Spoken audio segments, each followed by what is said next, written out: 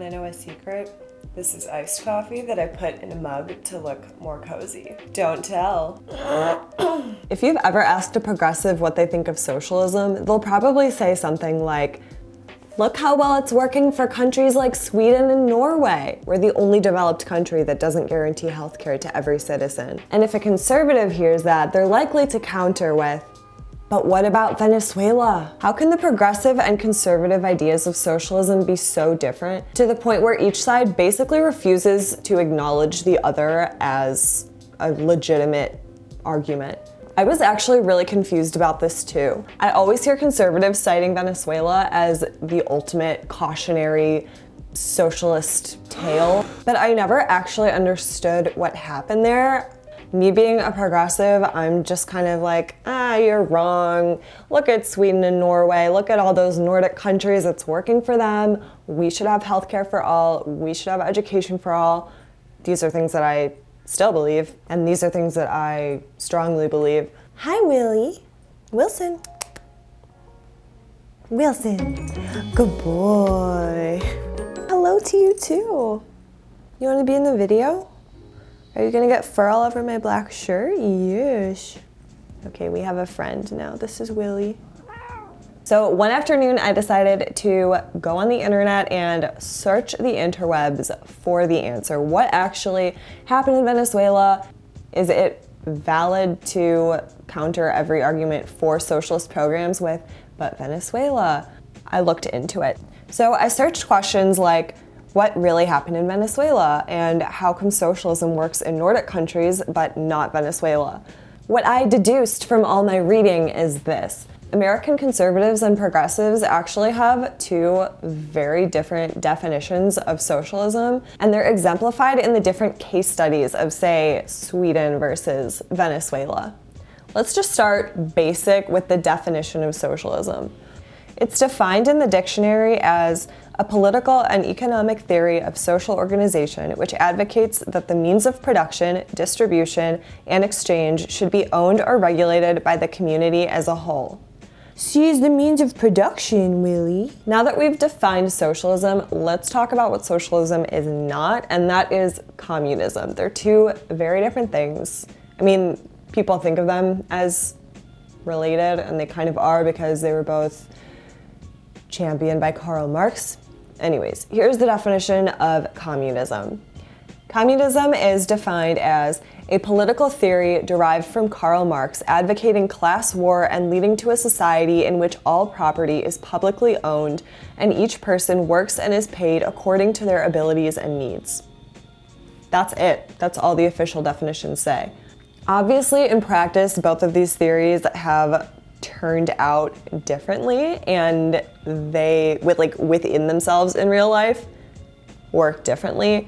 The theory of socialism has been applied, sort of, in both those Nordic countries and Venezuela, but the way that they have been applied has been very different. I'm learning basically along with you, so I'm gonna look, I have my laptop here, and I'm gonna look up, I'm just gonna read to you guys what I've read about Venezuela. The main thing about Venezuela that made its economy collapse is that it was being governed by basically a dictator, Maduro. He started governing by decree, which is literally dictatorship. Basically, President Maduro and his government oversaw the oil sector in Venezuela, which is a large portion of their economy, the biggest portion.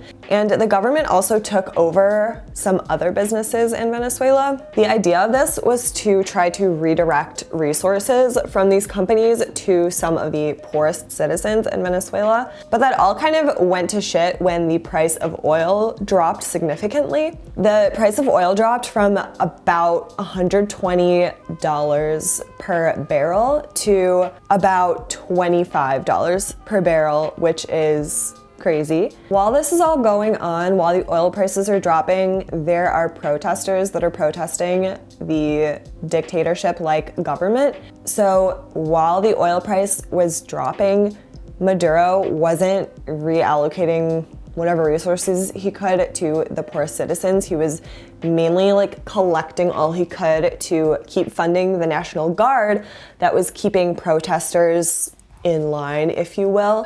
According to this Yahoo Finance article, oil sales are 50% of Venezuela's gross domestic product and 95% of its export revenue. So that is a huge sector in Venezuela. Private companies were starting to leave Venezuela after this reduction in oil price happened. And instead of cutting back on spending, President Maduro basically just printed more money. Oof. And what this did basically was cause massive inflation, so that even if poor citizens or like any citizens were given minor increases in their pay during this time, it wouldn't account for the fact that inflation was so high. During this time as well, Maduro's government was in a ton of debt, and the debt was growing so high that Maduro couldn't afford or wasn't using his money properly to import goods for his citizens.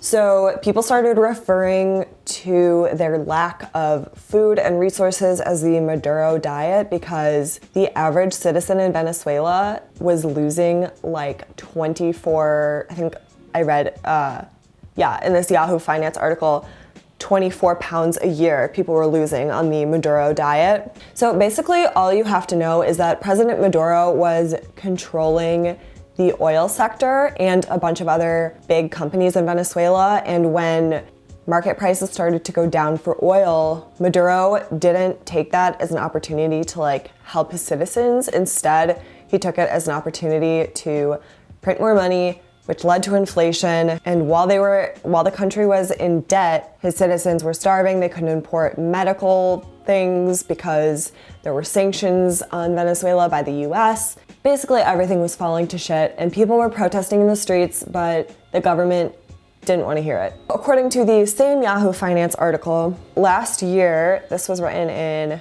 2018, so this was in 2017, last year, the nation saw weeks of protests against Maduro and the ruling coalition in which an estimated 140 people were killed.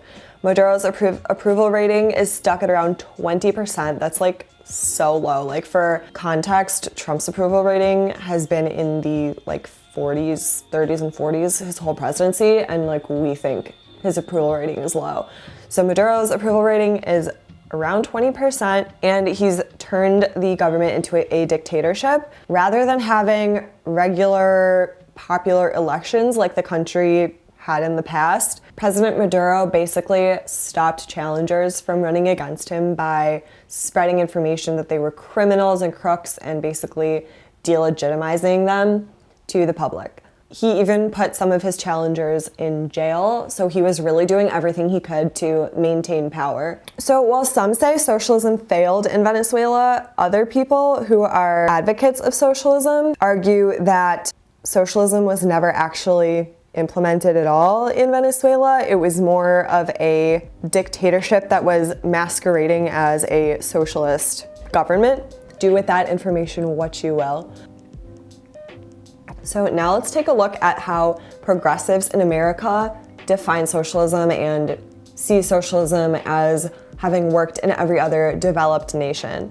So it seems like American Democratic Socialists like Bernie Sanders sort of use socialism as a shorthand for a free market economy like that of Norway, for example, that places high taxes on the wealthy and corporations in order to provide generous social safety nets for its citizens and prevent gross inequality. And that's the key idea is preventing inequality. The tax money collected in this system is reallocated towards things like education and healthcare, which I'm sure if you pay any attention to politics or have heard Bernie Sanders speak, you know that he is all about providing healthcare for everyone in America, regardless of your income or your job or whatever, and making college debt and tuition free. In Sweden, for example, families get an education voucher for each of their children, which they can use towards any school that they want. It's not like the government tells them what school they have to go to. They just give them the means to send their children to a good school if they want. Kids can go to any college or school that they want. They can go to a private school, they can go to a public school, they can go to a for-profit school if they want to. All the government is trying to do is provide them with a social safety net for all of its citizens so that everyone has kind of an equal chance. It's not like how people picture communism, where the government is like telling each citizen, like, you have to go here, you have to go here, you have to use your skills to do this job, you have to do this job. It's basically what some people call a universal welfare state, but in America, the term welfare is kind of dirty for a whole other list of reasons. And that's kind of why I think that American progressives like Bernie Sanders use the word Democratic Socialism, because it's just like kind of an easier shorthand than universal welfare state. Another great resource to look up is American socialist Hal Draper. During the 1960s, he brought forth a lot of really interesting ideas about socialism. He was a proponent of socialism. And I'm going to read from this article I have pulled up here on my computer.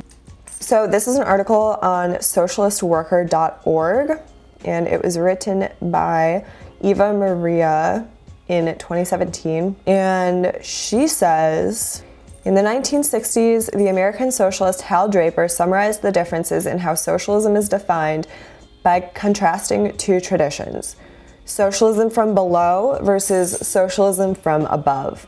Eva writes, for Draper, socialism from below is the socialism of Karl Marx.